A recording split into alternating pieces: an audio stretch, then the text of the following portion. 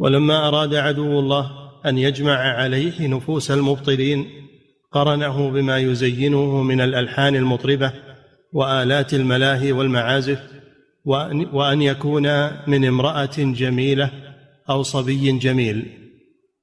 نعم، ما هو كل واحد يغني، بل يغني الذي في صوته فتنة كالمرأة، ولذلك يختارون المغنيات، أو الصبي الصغير الذي صوته يشبه صوت المرأة.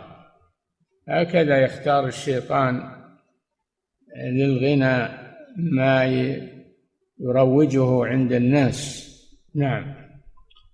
وأن يكون من امرأة جميلة أو صبي جميل ليكون ذلك أدعى إلى قبول النفوس لقرآنه وتعوضها به عن القرآن المجيد. نعم، يختارون المغنين والمغنيات الذين لأصواتهم رقة وفتنة، هم يجيبون أي واحد يغني من الرجال والكبار، ما يجيبون هذول، لأن صوتهم ما يجذب ولا يفتن. نعم.